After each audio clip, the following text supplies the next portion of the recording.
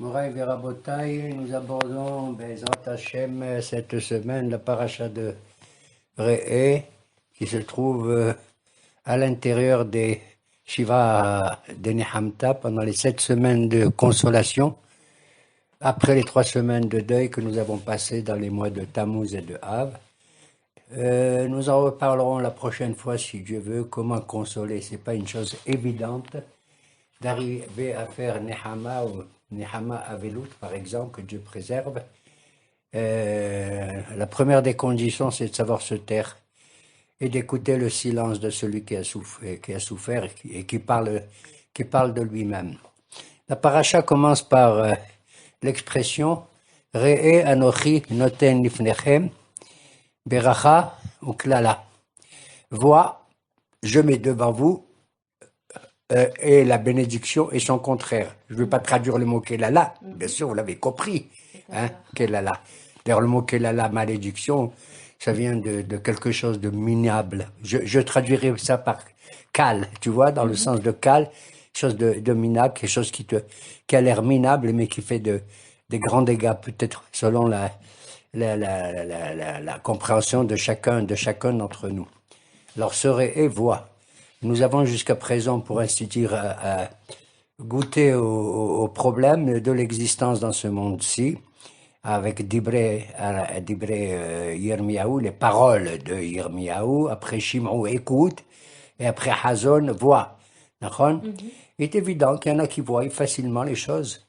Ils savent faire la différence entre une Beracha et une Kelala. C'est peut-être ça l'idée géniale, à mon avis, hein, je pense que c'est une idée géniale. Akadosh Baruch Hu nous donne le moyen, le sens qui nous permet de distinguer entre la Beracha et la Kelala. Ça ne veut pas dire que Dieu il envoie la Kelala, Barminan, mais il te dit de voir toi-même. C'est-à-dire qu'il nous donne les capacités pour pouvoir voir. Maintenant, celui qui ne comprend pas, eh ben, un autre peut voir à sa place et l'aider. Nachon, il t'a dit, un type il est aveugle, un type il a mal à la tête, il ne voit pas les choses. D'où je sais cette interprétation. Tout simplement parce que Re'eh, Anochi Noten Lifnechem, il commence à parler au singulier, voix. Et après il dit Lifnechem, devant vous. Ou bien il dit Re'eh Anochi Noten Lifnecha, ou bien il dit Re'eh Anochi Noten Lifnechem. Ou cette phrase, ou tu l'as fait au singulier entièrement, ou au pluriel entièrement. Mais en vérité, c'est merveilleux, parce qu'ici, dans ce passage, nos Hachamim nous disent qu'il faut savoir unifier le singulier avec le pluriel. Re'eh, apparemment, on croit qu'il faut s'adresser à une seule personne, c'est le singulier, pas du tout. Ici, Re'eh, voit, c'est quand Moshe Rabbeinu s'adresse à l'ensemble du peuple d'Israël, le klal, qui forme une unité, et étant donné que par rapport à Kadosh Baruch Hu, qui a donné une mission particulière au peuple juif, eh bien, tout se passe comme si, au niveau du klal, nous devons tous agir comme si nous étions un seul organe, un seul gouffre, une seule neshama klalit. Mais après, il dit, Re'eh, toi, peuple juif en tant qu'unité, Anochi noten lifnechem, je donne à chacun d'entre vous, c'est-à-dire le prat. Et c'est vrai qu'il y a le klal et qu'il y a ici le prat, et donc, vous devez savoir qu'est-ce que c'est que la kelala, qu'est-ce que c'est que la beracha, parce que c'est vous qui voyez la chose. Je vous donne les moyens, comme on dit dans la tfila, tahonen la damda'at, umlamed l'enojbina. Il nous donne la connaissance de savoir quelle est la différence entre cela, et il dit, et ta beracha, asher tishme'u, c'est quoi la beracha? Asher tishme'u, c'est que vous écoutez. Attends, je ne comprends pas. La beracha, c'est si vous écoutez quoi? Il n'a pas encore dit de quelle beracha il s'agit.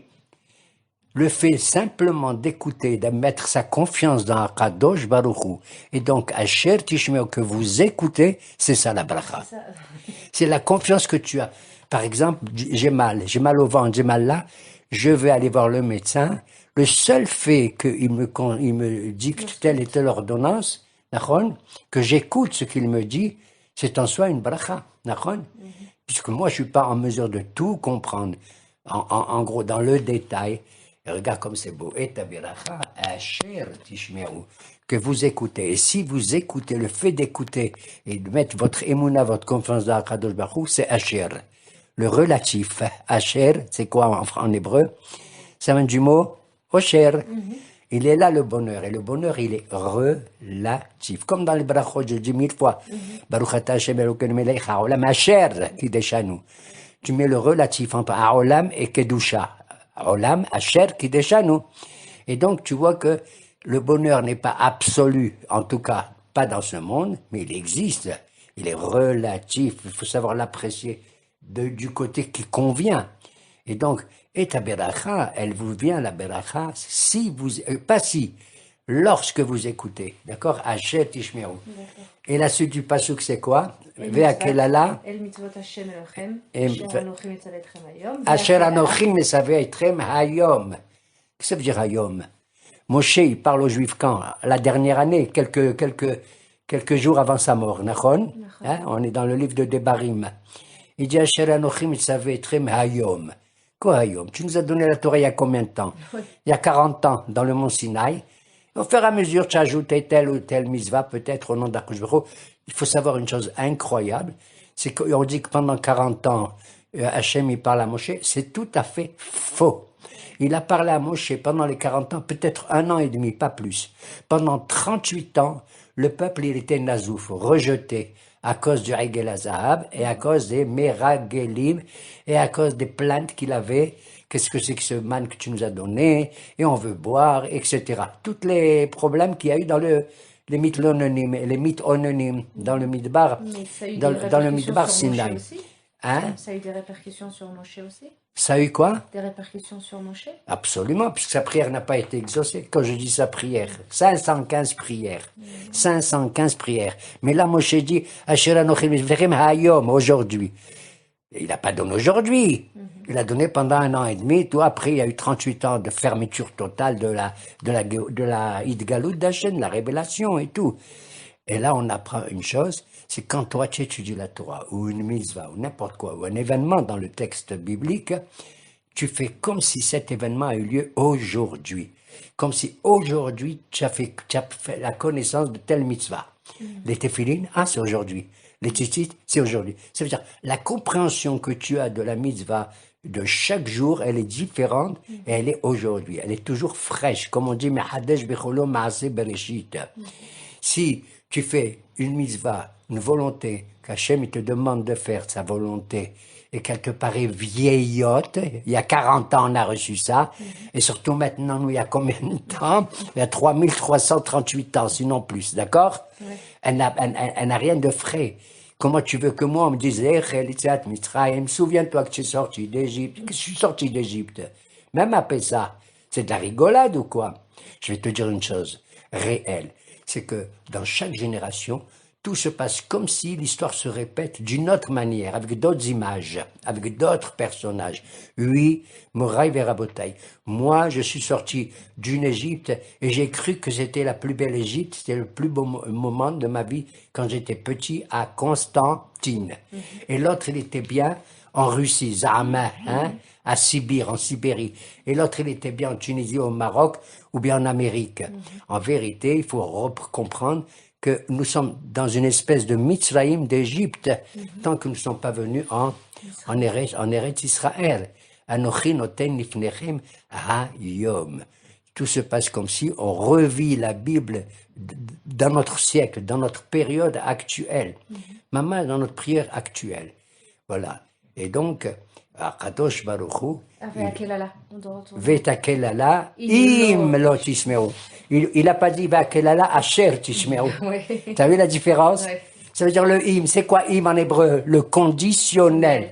C'est pas sûr que vous allez accepter la kelala. Et c'est pas sûr que si vous l'acceptez, ça veut dire que c'est vous qui l'avez reçu sur votre tête. Im. Le im, ça veut dire la chose dépend totalement de vous, im. D'accord? Au conditionnel. Peut-être que la kelala, c'est bien. Va savoir. Parce que des fois, la kelala, elle se cache derrière une situation soi-disant agréable. Ça peut être, par exemple, oh là là, je vais devant un magasin, je vois des gâteaux, ils sont pas cachers. Je vais en manger peut-être, et puis je veux pas. Donc tout dépend de moi. Lo tishmehu. D'accord? Alors, on fait que ce renouvellement, c'est pas simplement je regarde un album de famille avec des images. Ah, je me rappelle l'Égypte de l'époque de Paro. Ah, je me rappelle Nabucodonosor. Je vois des photos. Non, les photos c'est bien beau. D'ailleurs, dans les familles, on aime bien revoir des photos et tout. Mais on veut revivre l'événement dans les conditions qui sont véritablement les nôtres. Dans les conditions qui sont les nôtres. Et tu vois, la suite des psukim, c'est quoi? Qu'est-ce qu'il dit à Kadosh Baruch Hu, ou Moshe? Parce que c'est Moshe qui parle ici. Qu'est-ce qu'il dit? Il adviendra que lorsque l'Éternel te conduira vers la terre que tu aimes et qu'il a promise aux ancêtres,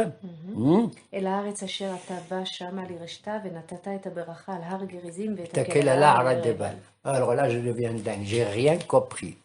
Lorsque tu viendras en Israël, dit Moshe, et il s'adresse à qui? Entre autres à celui qui va le seconder, pas le seconder, le remplacer. C'est Yoshua, tu te rends compte?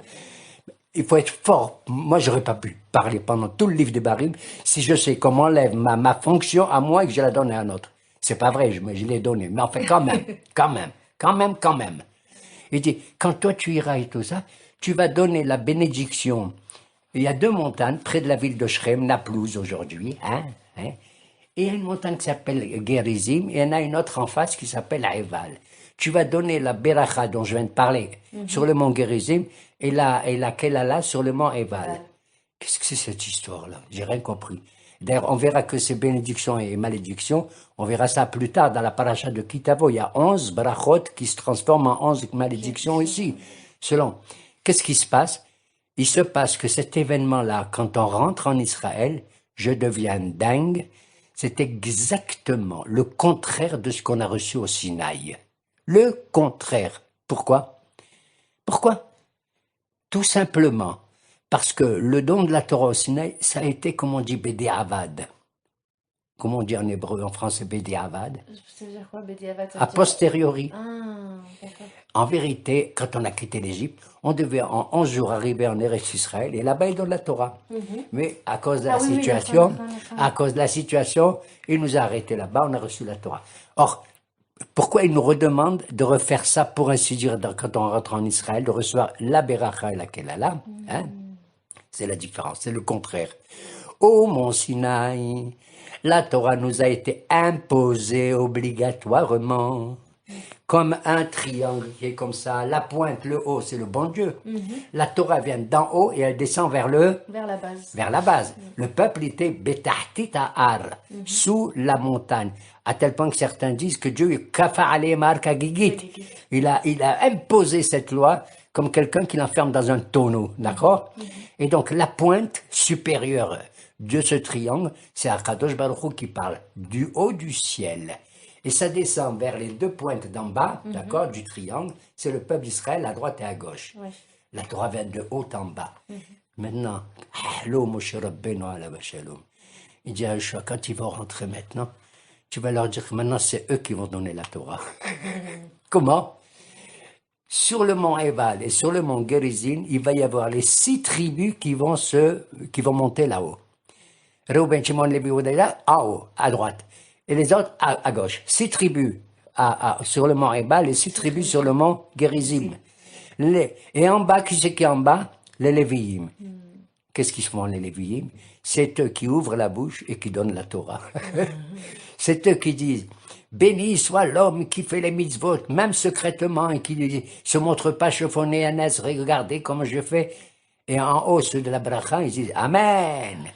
T'as vu? Ouais. Et après, il dit, maudit celui, Barminan, qui maudit son père ou sa mère, même en cachette. Amen. Béni celui qui fait les mitzvot comme il convient et tout. Maudit celui qui maudit qui fait une kelala à un sourd. Il n'entend pas. Même non. Tu te fais du mal quand tu fais toi une kelala à quelqu'un, même s'il t'entend pas.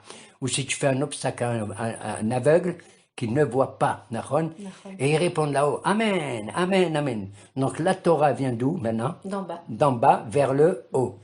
Voilà, c'est le contraire du Sinaï, oui ou non? C'est le triangle La inversé. Torah maintenant, c'est ce que je disais tout à l'heure, comme si la Torah, elle est Ayom aujourd'hui, qu'on la tienne dans nos mains, elle est Beyet Hazaka, Nahon, elle est entre nos mains, et on ne va pas la casser comme il a fait Moshe Rabbeinu alav shalom.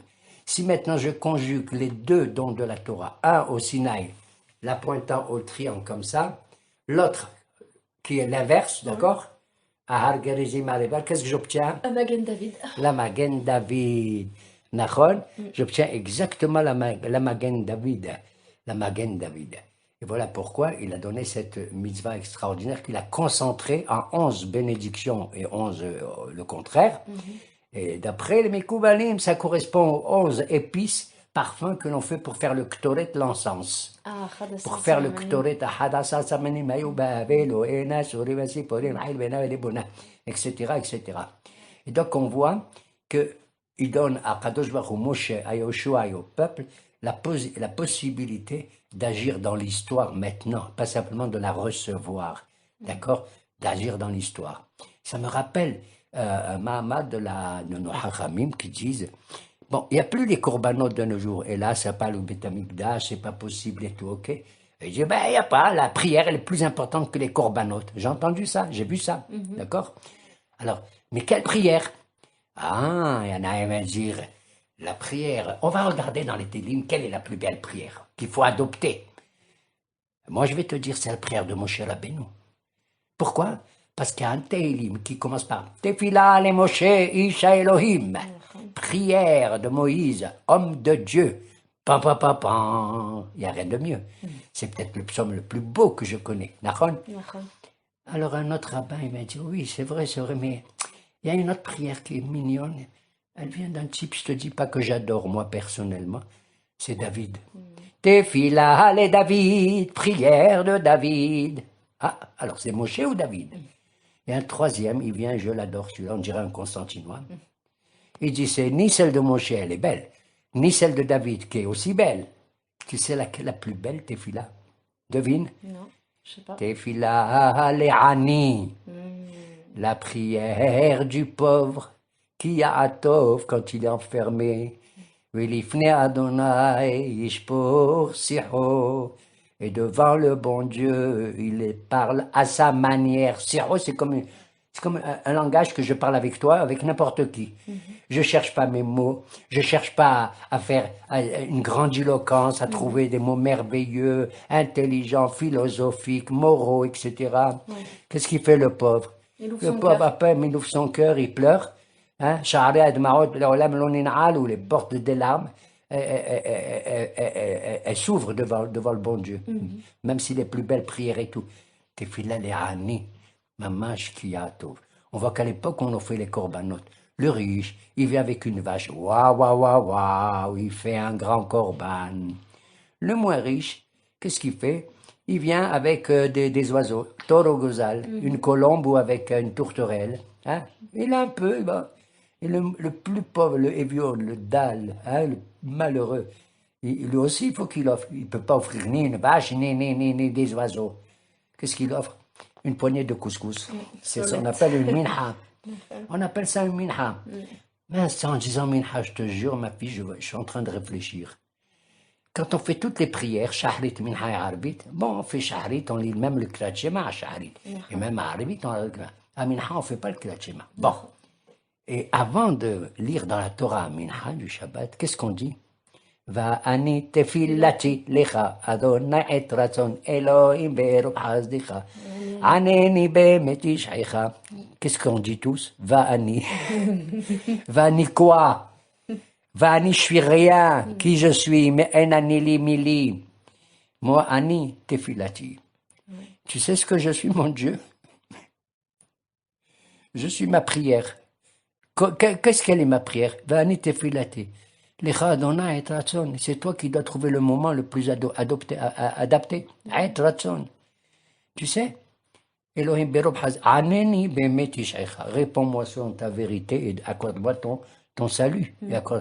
Et on fait ça quand? Justement, Aminha. C'est la seule prière qui porte le nom de ce petit couscous qu'on offre au bon Dieu, une minha.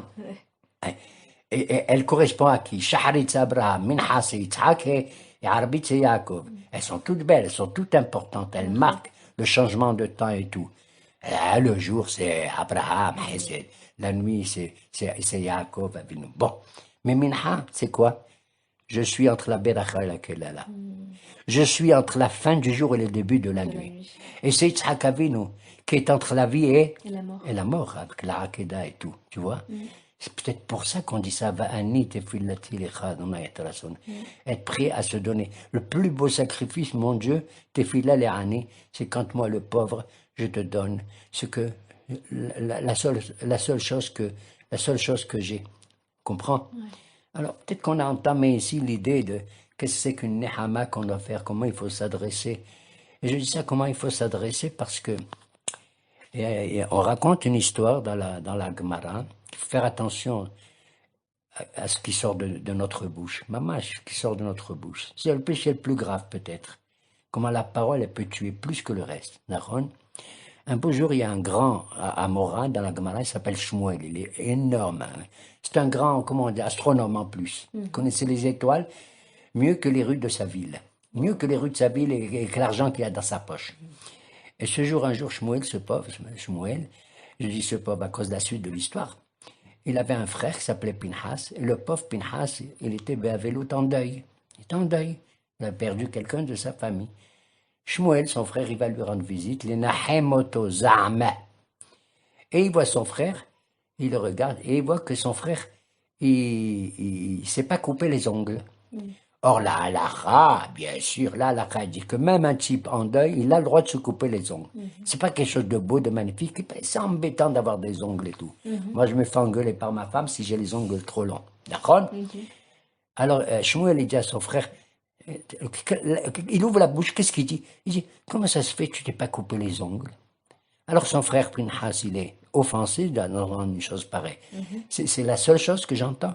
Il lui a dit, Barmenin, il lui a dit, écoute, si toi, tu avais été à ma place, tu étais en deuil, est-ce que tu serais coupé ou pas coupé les ongles? Est-ce que je te l'aurais dit? Est-ce que je t'aurais dit une chose pareille? Quelques jours plus tard, tu écoutes bien, Ah, le pauvre. le pauvre Shmuel, il perd un de ses enfants.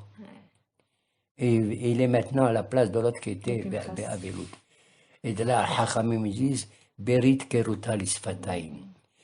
El tiftah pe la satan, n'ouvre pas ta bouche pour dire une chose. Même si tu t'es senti blessé, toi, Pinhas, il fallait pas que tu parles comme ça au pauvre Shmuel. Et Shmuel, il n'aurait pas dû non plus. C'est regarde dans un échange, cette histoire est vraiment terrible. Mais tu as quand même des histoires.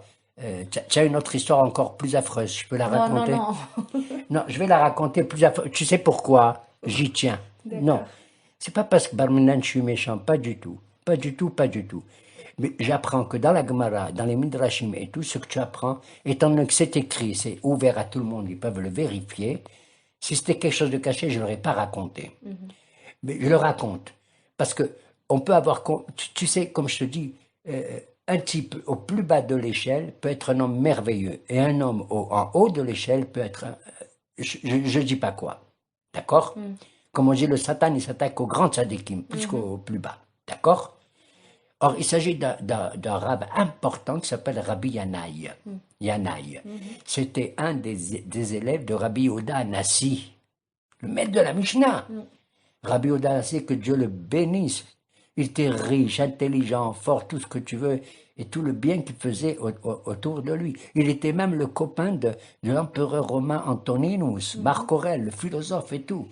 Regarde, de là, tu apprends qu'il ne faut pas que tu regardes méchamment un rabbin qui a Des amis philosophes. des amis chez les autres, d'accord, qui discutent et tout. Comme il y en a qui ont accusé, ils ont brûlé le livre de Harambam, Maïmonide, le Moreh Nevuchim, le guide des écarés, qui s'appelle en arabe, il a écrit en arabe, Dalalat al-Hayrin, parce qu'il cite Aristote et Platon et tout. Ils ont brûlé ces livres. Des idiots, excuse-moi l'expression. Enfin, bon. Alors donc, ce Rabbi Yanaï, Haram Gadol, hein, un beau jour, il marche dans la rue et il voit un type, un juif comme ça, qui marche tranquillement, était bien habillé, il avait l'air élégant, il avait l'air très beau, il avait l'air, je sais pas, une assurance comme ça. Il s'approche de lui et lui dit, mon cher ami, monsieur, je sais pas, j'éprouve en faisant cette rencontre, j'ai envie de vous inviter chez moi. L'autre lui dit, non, mais pourquoi, etc. Il était très timide, très comme ça. Il m'a dit, non, j'ai envie, vous acceptez? Alors l'autre a dit, si vous insistez, oui, pourquoi pas? Et il va dans la maison de Rabbi Yanaï. On ne sait pas qui est ce monsieur, on ne donne pas son nom, rien du tout. Hein? On ne sait pas s'il est Sfarad, Ashkenaz, ou Thémani, ou j'en sais rien. Hein? Si c'est Rothschild, ou si c'est le pauvre misérable. On n'en sait rien. Mais il avait l'air un type bien, comme ça, apparemment extérieurement. Il l'invite.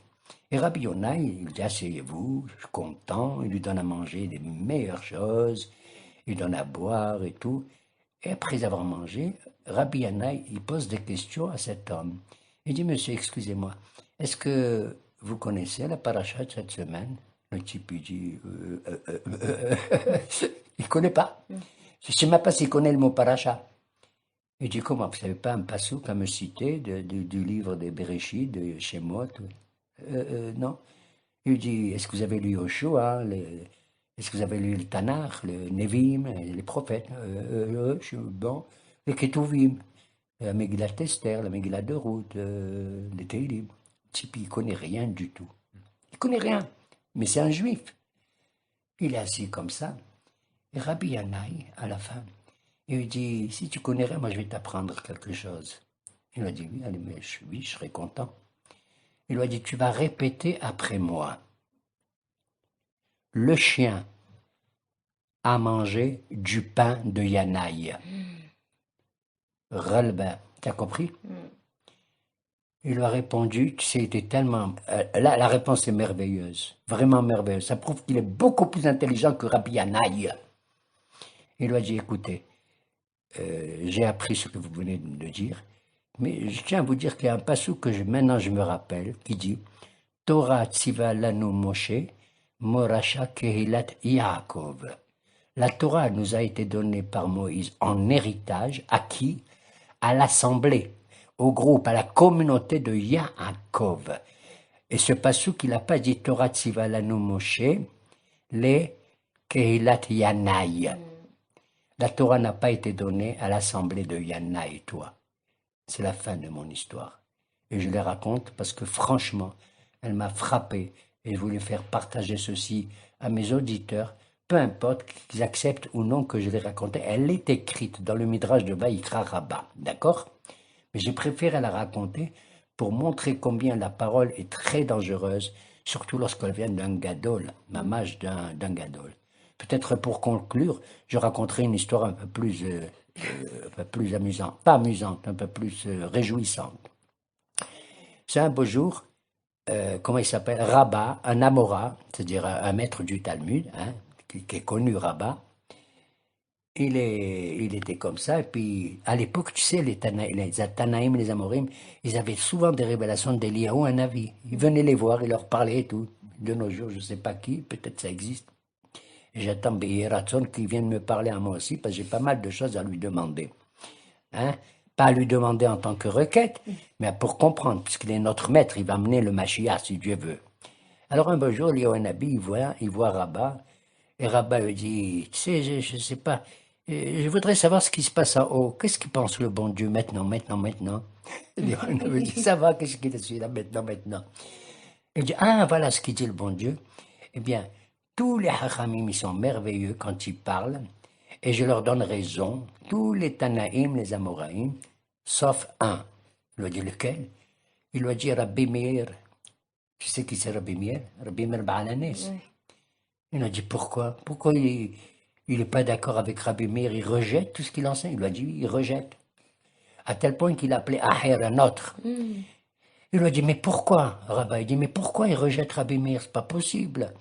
Il lui a dit parce que Rabbi Meir, il a appris sa Torah, il a continué à apprendre sa Torah de Elisha ben Abouya, qui était devenu, qui a abandonné la religion. C'est un grand haram, et c'est affreux. Il a continué à étudier, à enseigner, comment on appelle, l'apostasie.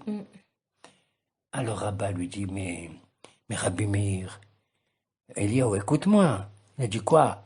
Il dit, mais Rabbi Meir, tu ne vas pas, Barminan l'accuser, le bon Dieu ne va pas l'accuser. Il a trouvé une grenade, à Rimon Matzah, Toho Achal ou Klipato Zarak. C'est comme quelqu'un qui voit une grenade.